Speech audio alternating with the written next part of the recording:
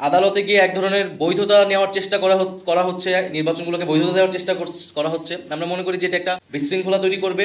আওয়ামী আমলের সকল নির্বাচনকে কিন্তু আমরা ফ্যাসিবাদ বিরোধী সকল রাজনৈতিক দলই অবৈধ হিসেবেই ঘোষণা করেছি, অবৈধ হিসেবে আখ্যা দিই। ফলে সেই নির্বাচন নিয়ে বিশৃঙ্খলা তৈরি করার চেষ্টা না করে আমাদের স্থানীয় সরকার নির্বাচনের দিকে যাওয়া উচিত। স্থানীয় সরকার নির্বাচনের ফলে মাধ্যমে নাগরিক যে দুর্ভোগ সেটিও আসলে দূর হবে। আমরা নির্বাচন কমিশন নিয়ে বলেছি, নির্বাচন কমিশনে আমাদের যে কর্মসূচি ছিল, নির্বাচন কমিশন যে নিরপেক্ষতা, যে আস্থা, সেই আস্থাটা হারিয়েছে বলে আমরা মনে করছি। নির্বাচন কমিশন যদি সেই আস্থার জায়গা ধরে রাখতে না পারে তাহলে এই নির্বাচন কমিশনের পক্ষে একটা সুষ্ঠু নির্বাচন দেওয়া সম্ভব নয়। ফলে নির্বাচন কমিশনকে সেই আস্থার জায়গায় আসার চেষ্টা করতে হবে অথবা তাকে দায়িত্ব ছেড়ে দিতে হবে বলে আমরা মনে করি। সর্বশেষ, যে দুই ছাত্র উপদেষ্টা অন্তর্বর্তী সরকারে রয়েছে তাদের সাথে জাতীয় নাগরিক পার্টির কোনো সম্পর্ক নেই। তারা গণ অভ্যুত্থানের প্রেক্ষিতে গণ অভ্যুত্থানের প্রতিনিধি হিসেবেই সেই সময় সরকারে গিয়েছিলেন, আমিও তাদের মধ্যে সেই সময় একজন ছিলাম। তারা যদি রাজনীতি করতে চায়, নির্বাচন করতে চায়, তাহলে তারা সরকারের থেকে সেটা পারবে না, তখন তারা সরকার থেকে বের হয়ে তাদের মতো সিদ্ধান্ত নেবে। কিন্তু তাদেরকে জাতীয় নাগরিক পার্টির সাথে সংযুক্ত করে এক ধরনের অপপ্রচার এবং তাদেরকে হেয় করার চেষ্টা করা হচ্ছে। আমরা বলবো যে এটি খুবই উদ্দেশ্যমূলক। গণ অভ্যুত্থানের প্রতিনিধি আকারে তারা গিয়েছে। আমাদের শহীদ পরিবার এবং আহতদের পুনর্বাসন, বিচার, সংস্কার, এই গণ অভ্যুত্থানের আকাঙ্ক্ষাগুলো তদারকি করার জন্যই তারা গিয়েছিল। ফলে এটা তাদের সিদ্ধান্ত, তারা সরকারের থেকে কখন বের হবে, আদৌ হবে কিনা। কিন্তু আমাদের প্রত্যাশা যে গণ অভ্যুত্থানের আকাঙ্ক্ষার ভিত্তিতে সরকার গণ অভ্যুত্থানের বৈধতা, সেই আকাঙ্ক্ষাগুলো বাস্তবায়নে ছাত্র উপদেষ্টা সহ সকল উপদেষ্টা একত্রে কাজ করবে। ফলে দুইজন ছাত্রকে জাতীয় নাগরিক পার্টির সাথে সংযুক্ত করে যে অপপ্রচার, আমরা তার নিন্দা এবং প্রতিবাদ জানাচ্ছি। তো সামগ্রিক বিষয়ে কয়েকটা বিষয় আমাদের আজকে আলোচনা ছিল। আমাদের মনে হয়েছে যে আমাদের স্পষ্ট করা প্রয়োজন জাতির সামনে। আপনাদের যদি প্রশ্ন উত্তর থাকে আমরা সেই প্রশ্নের প্রেক্ষিতে বাকি আলোচনা করব। গতকাল আমি একটা ফেসবুক পোস্ট দিয়েছিলাম, সেখানেও কিন্তু আমি স্পষ্ট করেছি বাংলাদেশকে বারবার অনৈক্যের দিকে, বিভাজিত করার দিকে ঠেলে দিয়েছে আমাদের প্রতিবেশী রাষ্ট্র এবং নানা ধরনের বাংলাদেশ বিরোধী শক্তি। যাতে বাংলাদেশ শক্তিশালী রাষ্ট্র হিসেবে গড়ে উঠতে না পারে, এ কারণে বাংলাদেশকে কখনোই ঐক্যবদ্ধ হতে দেওয়া হয়নি এবং 5ই আগস্টের পরেও সেই চেষ্টা অব্যাহত রয়েছে। আমরা দেখছি যে ভারতীয় মিডিয়ায় নানা ধরনের প্রচারণা চলছে, বাংলাদেশকে নিয়ে নানা ধরনের সেখানে অপপ্রচার চলছে। আওয়ামী লীগ নানা ধরনের অপপ্রচার করছে। ফলে বাংলাদেশের এই অনৈক্যের পিছে আমি মনে করি যে মূলত রয়েছে আওয়ামী লীগ। কারণ আওয়ামী লীগ চায় না যে এই ঐক্য থাকুক। ফলে বাংলাদেশকে ফ্যাসিবাদ মুক্ত রাখতে হলে আমাদের সেই ঐক্যের জায়গাটা সবসময় ধরে রাখতে হবে। জাতীয় নাগরিক পার্টি তার জায়গা থেকে সবসময় দায়িত্বশীল ভূমিকা পালন করেছে, আচরণ করেছে, ভবিষ্যতেও করবে।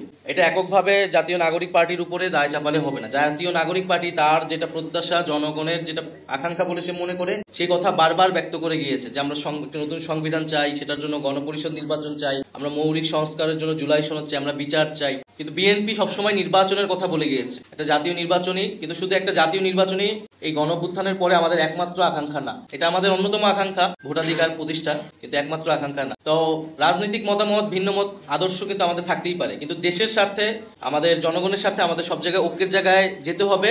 আমরা এটা বিশ্বাস করি এবং আমরা সেই জন্য যে কোনো সময়ের জন্য আলোচনার জন্য আমরা প্রস্তুত আছি। পত্রিকায় বলেছি, সেটাই আসলে বক্তব্য। দেশে যে ধরনের পরিস্থিতি তৈরি করা হয়েছিল আমরা আদালতে দেখতেছি, আমরা এনবিআরে দেখতেছি, আমরা যমুনার সামনে দেখতেছি। তো ডক্টর মোহাম্মদ ইউনূস সেই প্রেক্ষিতে মনে করছেন যে যদি ওনাকে জিম্মি করা হয়, ওনাকে চাপ প্রয়োগ করে কোনো দাবি আদায় করা হয়, তাহলে সেটি আসলে সম্ভব নয়, উনি এটিতে সম্মত নয়। দ্বিতীয়ত, গণঅভ্যুত্থানের পরবর্তীতে দেশের মৌলিক কিছু পরিবর্তনের জন্য উনি দায়িত্ব নিয়েছেন বলে উনি মনে করেন, এটাই জনগণের প্রত্যাশা। তো সেই মৌলিক কাজগুলা, বিচার, সংস্কার, এই বিষয়গুলো যদি উনি করতে না পারেন তাহলে আসলে ওনার থেকে কি লাভ? উনি যেই প্রতিশ্রুতির জায়গা থেকে এসেছিলেন সেটি উনি রক্ষা করতে পারতেছেন না এই পরিস্থিতিতে। এবং দেশে যদি এই পরিস্থিতি চলতে থাকে, রাজনৈতিক দলগুলো যদি বা বিভিন্ন পক্ষ যদি এভাবেই চলমান থাকে তাদের কার্যক্রম, তাহলে আসলে ওনার পক্ষে দায়িত্ব পালন করা সম্ভব নয়। যদি নির্বাচনের জন্য এরকম ভাবে চাপ প্রয়োগ করা হয় তাহলে একটা নিয়ন্ত্রিত নির্বাচন হতে যাচ্ছে, এটাও তিনি সন্দেহ পোষণ করেছেেন। ফলে এটার দায়ভার উনি নিতে চান। আমাদের জায়গা থেকে আমি বলেছি যে ওনাকে দায়িত্বে থাকতে হবে, কারণ প্রতিশ্রুতির জায়গা জনগণের কাছে ওনার রয়েছে। এবং ফলে উনি রাজনৈতিকভাবে বিষয়টা সমাধান করুক, সকল রাজনৈতিক দলগুলোকে বলুক। এবং জাতীয় নাগরিক পার্টি আমাদের জায়গা থেকে আমরা সকল বিভিন্ন রাজনৈতিক দলগুলোকে এই মেসেজ দিয়েছি, যাতে সবাই দেশের এই পরিস্থিতি বিবেচনা করে রাজনৈতিকভাবে ঐক্যবদ্ধ হয় এবং একটা ইতিবাচক সিদ্ধান্তের দিকে যায়। ১/১১ বন্দোবস্ত বলতে কিন্তু এটাই বোঝায় যে সেনা সমর্থিত এবং বিদেশি শক্তির প্রভাবে দেশে একটা জনগণ বিরোধী, গণতন্ত্র বিরোধী একটা সরকার। আমরা ৩ আগস্ট থেকে এবং ৫ই আগস্ট বা সেই সময়টাও কিন্তু বারবার এই কথাটা, ৫ই আগস্ট যদি আমাদের সংবাদ সম্মেলন দেখেন বৈষম্য বিরোধী ছাত্র আন্দোলনের, আমরা কিন্তু বারবার এটা স্পষ্ট করেছি যে গণ অভ্যুত্থানের সমর্থনে জনগণের পক্ষের সরকার হতে হবে, যারা গণতন্ত্র এবং সংস্কার নিশ্চিত করবে। আমরা সেনাবাহিনীর প্রতি আমাদের শ্রদ্ধা আছে। সেনাবাহিনী দেশের গুরুত্বপূর্ণ একটি প্রতিষ্ঠান, কিন্তু তার কাজ নয় রাজনৈতিক বিষয়ে সিদ্ধান্ত দেওয়া। তার কাজ দেশের প্রতিরক্ষা, দেশের নিরাপত্তা নিশ্চিত করা, এবং ক্রাইসিস মোমেন্টে তারা এখন রাস্তায় আছে, আইন শৃঙ্খলার বিষয়টিও দেখতেছে। দ্বিতীয়ত, আমরা গণপরিষদ এবং আইনসভা নির্বাচনটি চাই, আমাদের নতুন সংবিধান এবং আমাদের যে ট্রানজিশন সেটা নিশ্চিত করবে। স্থানীয় সরকার নির্বাচন, যেহেতু এখন এই যে মেয়র বিষয় নিয়ে আদালতে বিভিন্ন ধরনের রায় আসতেছে এবং সেটা নিয়ে আন্দোলন এবং ধরনের বিশৃঙ্খলা তৈরি হচ্ছে, ফলে আমরা মনে করি যে অতি দ্রুতই স্থানীয় সরকার নির্বাচনের আয়োজন করা সম্ভব, এবং সেটার জন্য নির্বাচন কমিশন পুনর্গঠন করে স্থানীয় সরকার নির্বাচনের দিকে যাওয়া উচিত। আর ডিসেম্বর থেকে জুন যেই টাইম ফ্রেম দেওয়া হয়েছে জাতীয় নির্বাচনের জন্য প্রধান উপদেষ্টার পক্ষ থেকে, আমরা তো সেটা সমর্থন করেছি। আমরা বলছি যে তার আগেই যে জুলাই ঘোষণাপত্র, বিচার সংস্কার এগুলার নিশ্চিত করে আমরা জাতীয় নির্বাচনের দিকে যেতে পারি। সীমান্তের সঙ্গে ওতপ্রোতভাবে জড়িত করিডোর বা রিলিফ চ্যানেলের কথা বলা হয়েছে।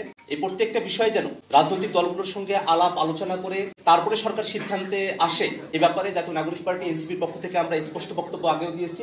আজকেও আমরা একই কথা ব্যক্ত করছি যে রিলিফ করিডোর হোক আর হিউম্যানিটেরিয়ান করিডোর হোক, যে সিদ্ধান্তের দিকে সরকার অগ্রসর হতে চাক না কেন, সে ব্যাপারে যেন জনগণের মধ্যে এবং রাজনৈতিক দলগুলোর সাথে কোনো ধরনের ধোঁয়াশা না থাকে। করিডোর ইস্যুতে সরকারের তরফ থেকে আমরা দুই ধরনের বক্তব্য শুনেছি, যেটা স্পষ্টতই একটা ধোঁয়াশার জায়গায় তৈরি করেছে। পরবর্তীতে সরকারের তরফ থেকে পরিষ্কার করা হয়েছে যে করিডোর নয়, সেখানে ত্রাণ আদান প্রদানের ব্যাপার হতে পারে। আমরা সেখানেও বলেছি যে ত্রাণ আদান প্রদানের ব্যাপার হলেও সেটা আসলে কার কাছে নিয়ন্ত্রণ থাকবে, সেটা কিভাবে পরিচালিত হবে, বাংলাদেশের স্বাধীনতা, সার্বভৌমত্ব বা মানচিত্রের কোন ধরনের হুমকি সেখানে তৈরি হবে কিনা, প্রত্যেকটা বিষয়ে পরিষ্কার করে রাজনৈতিক দলগুলোর সঙ্গে আলাপ আলোচনা করে তারপরে যেন অন্তর্বর্তীকালীন সরকার সিদ্ধান্ত গ্রহণ করে।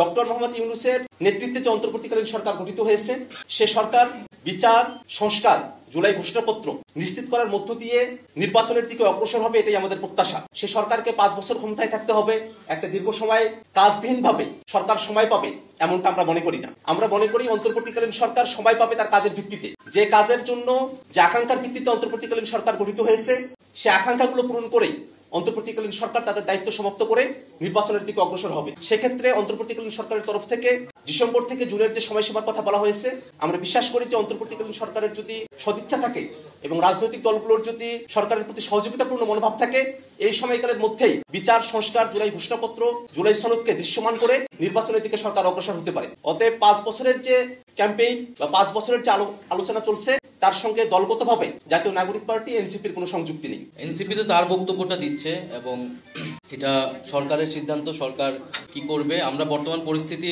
বিশ্লেষণে জনগণের সমস্যা সমাধানের জন্যই, জাতির সমস্যা সমাধানের জন্যই বক্তব্যগুলো দিয়েছি, আমাদের দাবিগুলো জানিয়েছি।